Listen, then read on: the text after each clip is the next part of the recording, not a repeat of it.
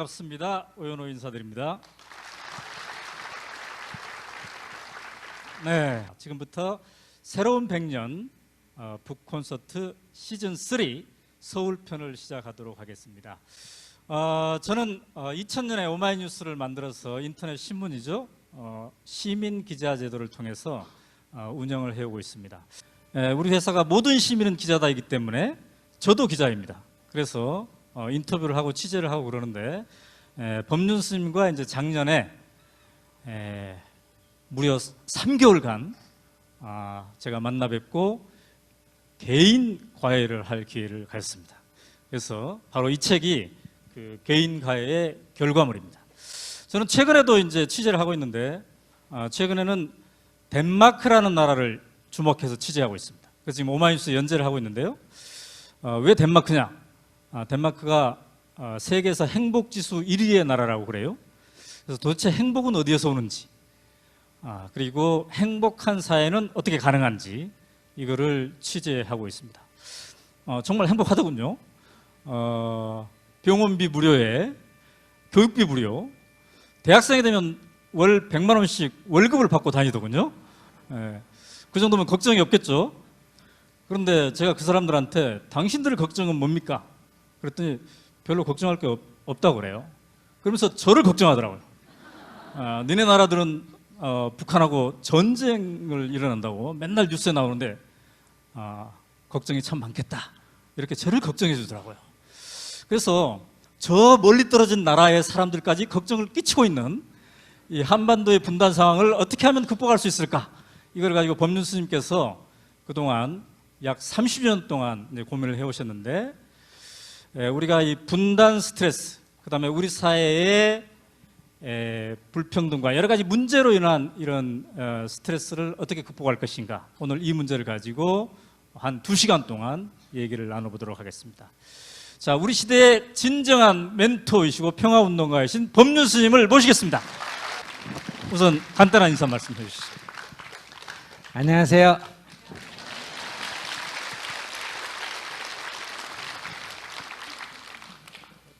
아직 본격적인 여름도 아닌데 6월인데도 많이 더웠죠. 기상 관측 사상 6월 평균 기온이 제일 높다고 그렇게 하는데요. 지난 한 주 동안 여러분들 더웠다는데 저는 더 더운 곳에 가서 있었습니다. 미얀마에 가서 일주일 있었거든요.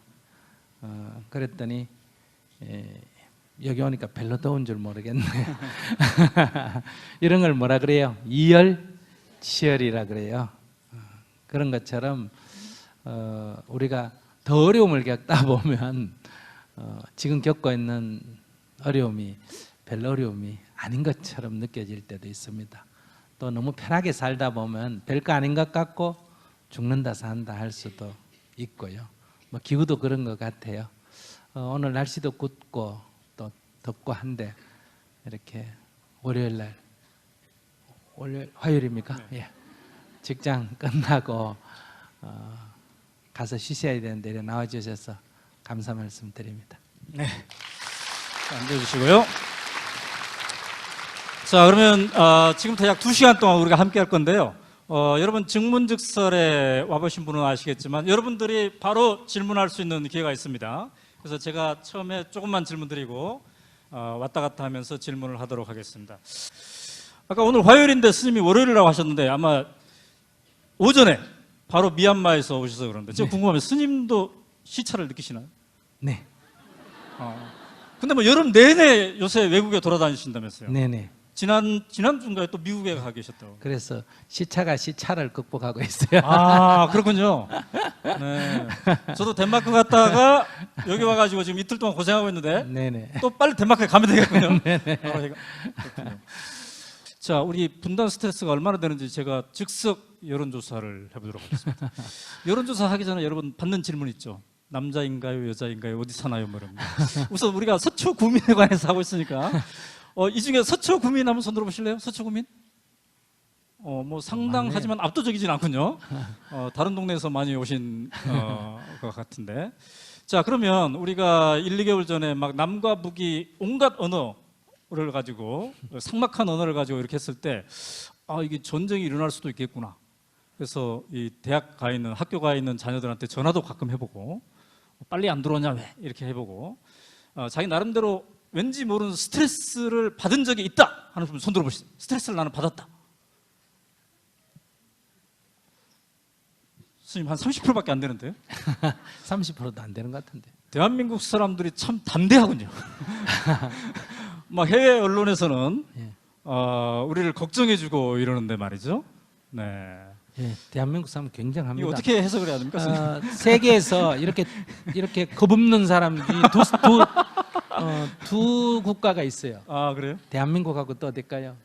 저기 북한인가요? 이스라엘. 이스라엘. 인도에서 뭐 네. 저기 여행하는 사람 중에 인도 파키스탄이 분쟁이 생겼다 이러면 모든 여행객이 다 철수하는데 네. 배낭 메고 안 가고 계속 돌아다니는 사람은 한국 사람하고 네. 이스라엘 사람하고 맨날 그런 분쟁 속에서 살기 때문에 면역이 돼서 그런 그 거예요. 우리나라 사람들은 세계 어디에 내놔도 잘 살겠군요. 네, 이번에 뭐 라면 산 사람 한 사람 없었대요. 아. 근데 이게 무딘지 네. 이게 담대한지는 근데 이제 스님, 우리가 이 새로운 100년 해서 진짜 여러분 한때 우리가 우리의 소원은 통일 이렇게 목 놓아 부르지 않았습니까? 근데 어느 순간부터 통일이라는 주제가 진짜 인기가 별로 없는 그런 주제가 됐어요. 그래서 이제 제가 스님과 본격적으로 대화를 나눈 이유는 한때 그토록 우리의 가슴을 뜨겁게 했던 그 통일은 왜 이렇게 무뎌졌는가? 그럼 그 문제는 해결됐는가? 전혀 해결되지도 않는데도 불구하고 왜 우리의 가슴은 무뎌졌는가? 그 이제 원인을 파악하고 해법을 찾기 위해서 했는데요. 스님, 왜 우리는 이 남북 이산 가족 상봉 막 TV로 나오고 그러면 그때 펑펑 눈물을 흘리고 우리 그러지 않았습니까?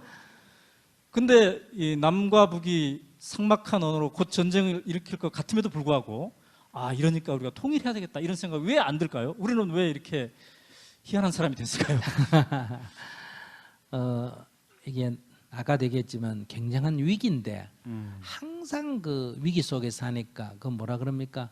양치기 소년 있죠, 그죠? 그처럼 늘 그런 속에 살다 보니 정말 이게 늑대가 나타났다 해도 겁없는 것처럼 그 면역이 됐다 그럴까 좀 만성이 됐다 그럴까 그 통일에 대해서도 두 가지인 것 같아요. 하나는 너무너무 통일을 기대해도 늘 될 것 같다가 말고 될 것 같다 말고 될 것 같다가 마니까 너무 실망이 커서 네. 아예 그냥 마음에서 포기해버린 그런 게 하나 있고요. 두 번째는 이게 분단 68년이 돼버리니까 그러니까 실제로 통일된 국가에서 태어나서 자란 사람은 거의 다 돌아가시게 되고 네. 이제 여기 앉아 있는 사람도 한두 사람 빼고는 다 분단 이후에 태어났을 것 같아요. 그러니까 이미 분단 이후에 태어나서 자랐기 때문에 그런 의식은 통일이라는 얘기가 있지만 마음에서는 이 통일에 대해서 별로 이렇게 절감하지 못하는 이런 문제로 인해서 오지 않느냐 싶습니다. 네. 그럼 스님은 그토록 인기 없는 이 통일 문제를 가지고 평화재단을 통해서 지속적으로 그야말로 30여 년간 이 문제를 이게 다루셨는데 스님은 이 문제를 왜 이토록 그동안 줄기차게 붙잡고 계셨습니까? 예, 제가 처음에 저도 이 문제에 접근할 때는 과거의 아픈 상처를 치료하자 이런 뜻이었습니다. 우선 이산 가족의 이 한이 너무 크지 않습니까, 그죠? 이런 문제도 좀 해결됐으면 좋겠다. 또 이념적 갈등이 너무 심하니까 이런 것도 좀 해결됐으면 좋겠다. 또 국군 포로라든지 납북자라든지 또는 실종자라든지 이런 것도 좀 해결됐으면 좋겠다. 뭐 이런 그 과거의 상처가 좀 치유됐으면 좋겠다 하는 것이 사실은 저도 첫 동기였습니다. 그런데 이제 제가 과거 얘기가 아니라 지금 일어나는 아픔, 북한 동포들이 굶어 죽는다, 북한 동포들이 그 견디다 못해서 중국으로 난민이 생긴다, 인권 문제가 열악하다, 이런 이제 현실적인 문제가 생기면서 단순히 지나간 과거를 어떻게 치유하자가는 게 아니라 당장 눈앞에 보이는 인간의 이 고통을 어떻게 해결할 것인가, 이제 이렇게 의식이 조금 바뀌었고요. 이제 거기서 지금은 좀 북한 문제에서 다시는 남한 문제까지 포함해서 현재는 굉장히 시급한 과제로 인식이 됩니다. 그거는 이 중국이 급격하게 부상하면서 세계가 미중의 이런 쟁패하는, 경쟁하는 소위 G2 시대가 점점 다가오고 있지 않습니까? 특히 우리나라의 역학관계를 보면 거의 이미 G2 시대의 한가운데 우리가 있다, 이렇게 볼 수 있는데, 이런 상황에서 남북관계의 대립과 갈등은 우리에게 선택의 여지가 없어요. 네. 북한에 대해서 우리를 보호하려면 우리는 어디 의지해야 됩니까? 미국에 의지해야 되고, 북한은 또 반대로 아까 역지사지라는 말이 나왔잖아요. 또 남한으로부터 자기를 보호하려면 누구한테 의지해야 됩니까? 중국한테 의지할 수밖에 없고. 그런데 그 미중이 협력하면 괜찮은데 미중이 갈수록 경쟁을 하면 어떠냐? 그럼 우리는 그 하위 변수로 편제대가 남북 간에는 대립과 갈등이 점철될 수밖에 없다. 그러니 통일은 고사하고 평화도 유지되기가 어려운, 즉 분단 고착화로 가게 된다는 거예요. 이렇게 분단 고착화로 가게 될 때 우리 대한민국은 지난 50년은 분단 상태에도 성장을 해왔습니다.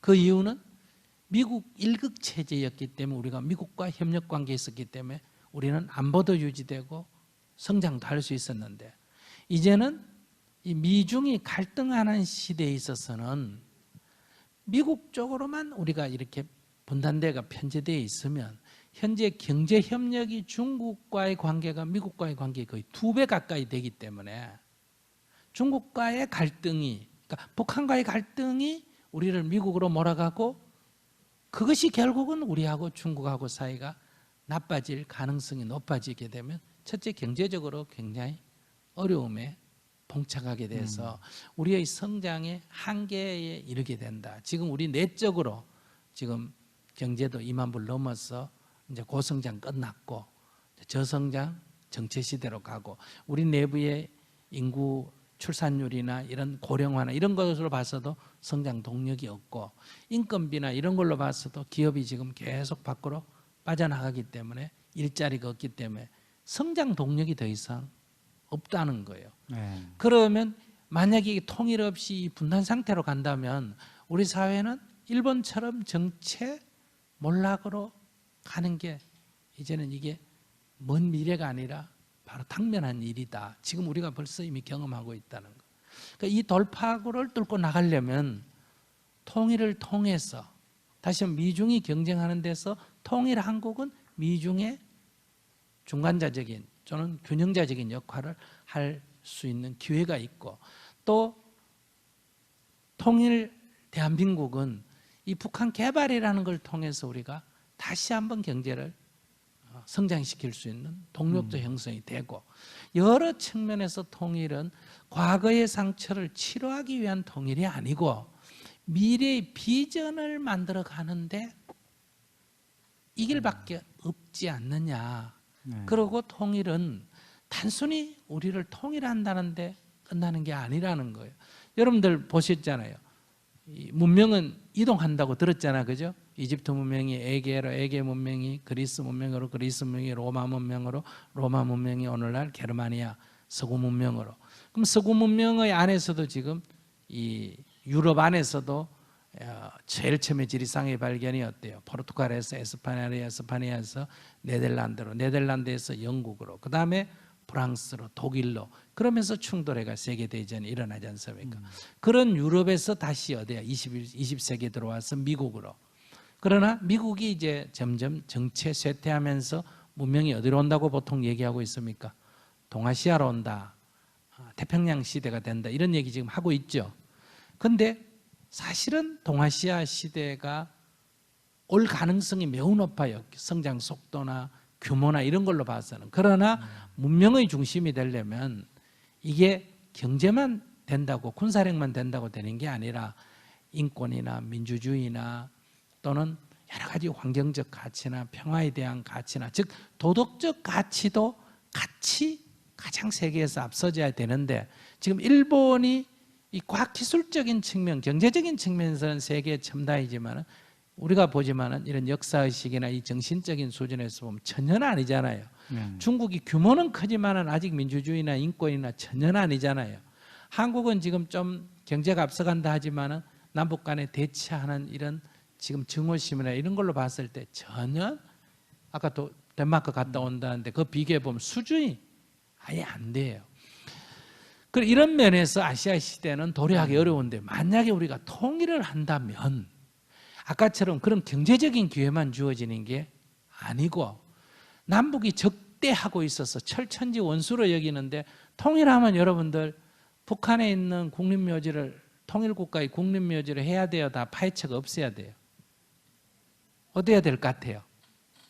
통일한 뒤에 없애야 될 것 같아요? 그러니까 그러면 우리가 북한의 열산항에 가서 참배를 하거나 북한 출신이 남한의 국립묘지에 와서 참여한다는 거, 이건 뭐예요? 원수의 능에 가서 참배한다, 이런 결론이 되잖아. 이게 바로 예수님이 말씀하신 원수를 뭐하라? 사랑하라는 것을 현실에서 실천하는 게 되잖아요. 그럼 이거는 일어나는 이 현실이 고도의 도덕성에 해당이 된다. 이거 자체가 이미.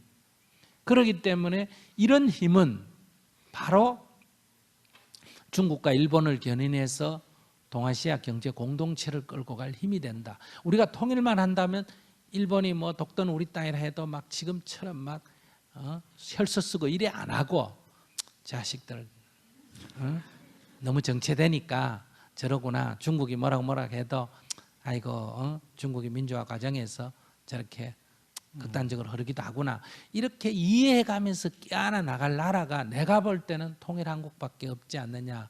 과대망상이에요.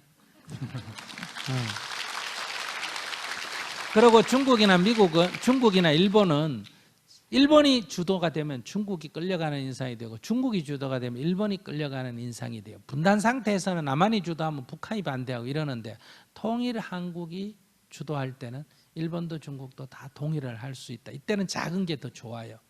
이런 면에서 통일 한국은 한국민의 발전만을 위하는 게 아니고 동아시아 시대를 만드는 그런 견인 역할을 해낸다. 그러면 적어도 21세기 이 후반기에는 동아시아 시대가 돌아야고 문명의 중심이 동아시아 시대로 온다. 이렇게 될 때 세계 문명이 동아시아고, 동아시아 공동체의 중심이 뭐다? 통일 한국이라면 우리에게 있어서의 비전이 있어요, 없어요? 우리가 앞으로 100년을 이렇게 한번 그려보면 어떨까? 21세기 초반에 통일하고, 중반에 동아시아 공동체 건설하고, 후반에 세계 문명의 중심으로 올라간다. 자, 이런 면에서 이거는 과거를 치료할 뿐만 아니라 미래의 비전도 만드는 것이기 때문에 저는 젊은이들이 이런 좀 기상을 가지고 우리가 이 문제에 임해야 된다. 연세 드신 분은 우리들 후손들에게 이런 조국을, 이런 문화를 좀 물려주는 그것이 가장 큰 유산 아니겠느냐. 그런 데서 저는 좀 적극적으로 관심을 갖고 있습니다. 네, 감사합니다. 여러분, 저는 여기에서 여러분들의 표정을 다 볼 수가 있거든요.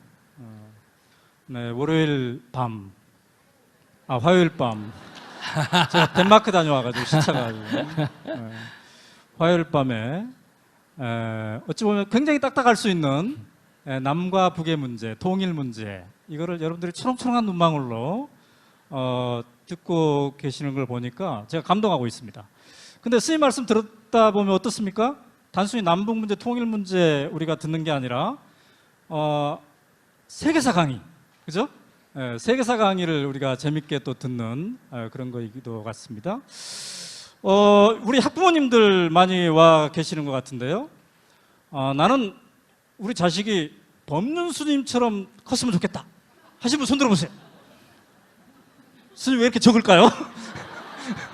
네, 한 10%만 이렇게 들었는데 왜 요즘 이렇게 같은 적을까요? 시대에 예. 저가들 죽 만들고 싶지 않다 이거. 여러분들 여러분들 제 질문의 의도를 지금 잘못 파악하고 계십니다. 법륜 스님은 말이죠. 저 같은 사람하고 굉장히 다른 게 저는 이제 국문과를 나와가지고 오로지 인문학. 근데 스님은 글도 잘 쓰고 인문학에도 능통하시지만 수학을 잘합니다. 수학. 그래서 한때 수학 강사를 하셨어요. 네, 유명한. 또 유명 대학에 다니는 갈만한 애들만 골라서 수학 강의를 해줬다는데 그 이유는 제가 모르겠습니다. 그 강사료가 비싸서 그런지 모르겠으나 그 다음에 중학교 때 아인슈타인을 꿈꾸는 과학에 또 능통하셨습니다. 그리고 역사에 능통하시고 세계사에 능통하시고 그러니까 여러분의 자녀가 이렇게 골고루 모든 과목에 능통하기를 원하지 않습니까, 여러분?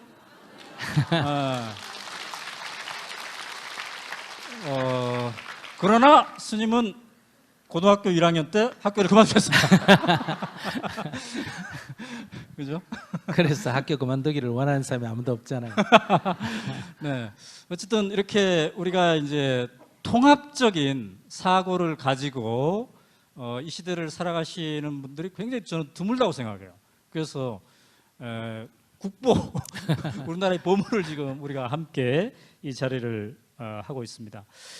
사실은 이 책이 말이죠. 통일에 대한 책이라고 우리가 쉽게 그냥 얘기를 하는데 스님 사실은 이게 역사책이지 않습니까? 네. 그래서 역사에 대한 공부를 제대로 시키려면 자녀들에게 이 책을 꼭 권해야 된다 이렇게 저는 생각을 하는데 특별히 이렇게 바쁘신 스님이 이번 여름에 가장 소중한 이 여름 시간을 무려 역사 기행단을 이끌고 3차례나 고구려 발해 역사 유적지를 갑니다. 이 프로그램은 너무 인기가 있어가지고 저는 지난해 다녀왔습니다만 제가 신청하면 선착순이어서 제가 못했을 텐데 스님의 배려로 저는 끼어서 갔습니다만 올해는 3팀이나 간다고 그래요? 네. 근데 스님이 그 3팀 모두 이렇게 함께 하고 계십니다. 스님 왜 이렇게 역사의 현장 이것을 일반인들에게 함께 하는데 그렇게 많은 시간을 할애하고 계십니까?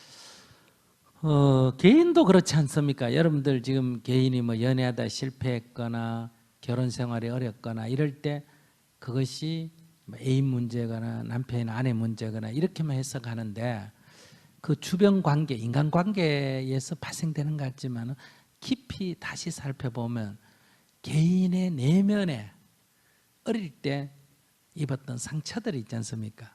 이런 것들이 굉장히 중요한 작용을 합니다. 예를 들면 엄마한테 사랑을 어릴 때 못 받았다. 그러면 사람에 대한 믿음이 잘 안 생겨요. 그다음에 어릴 때 뭐 이렇게 연애하다가 뭐 소위 실패해서 배신당했다 이런 게 있으면 또 상대편을 잘 못 믿어요. 그러니까 지금 일어난 일이 지금 문제가 아니고 사실은 그 전에 어떤 것들의 결과로 이런 현상이 일어나는 거예요. 그래서 오늘 우리나라에서 일어난 여러 현상들도 지금의 남북관계, 중국, 일본, 미국 이 관계만 보면 안 돼요. 과거의 문제도 살펴봐야 돼요. 그러니까 북한이 이렇게 현상적으로만 관찰하면 경제가 다 붕괴됐고 사회적으로도 붕괴됐고 그러면 망해야 돼요. 전 세계 사람들이 이상하게 생각하잖아요. 왜 붕괴가 안 되는지. 그런데 그 내부를 들여다보면 또 그만한 역사적인 이유가 있다 이런 얘기예요. 그래서 첫째 역사, 우리 인간을 뭐라 그래요? 사회적, 역사적 동물이다 이런 말하잖아요. 근데 우리는 사회적인 것만 얘기하는데 역사적이라는 거 두 가지, 시간과 공간 문제를 반드시 함께 해야 된다. 그러니까 어떤 좌표를 잡을 때 시간이 얼마, 공간이 얼마, 즉 가로 얼마, 세로 얼마야 좌표가 잡히는 것과 같다는 거고요. 두 번째는 과거 역사를 공부하면 지금의 현실이 상당히 객관적으로 보여요. 다시 말하면 갑신정변을 그 당시에 그 갑신정변을 주도했던 계파들은 성공할 거라고 생각해서 일본 대사관에 있는 군대를 끌어들여 가지고 쿠데타를 일으켰지만 지금 우리가 100년 전을 내다보고 그때 주변 정세를 볼 때 성공할 수 있었습니까? 없었습니까? 없었죠.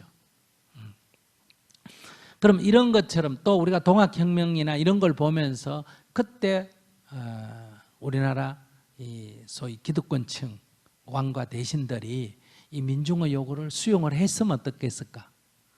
우리가 근대화에 자체적으로 성공할 수 있었고 식민지로 전락을 안 했겠죠. 그러나 그때 그게 안 보였기 때문에 그 결과가 지금 100년간 이런 피해를 보잖아요.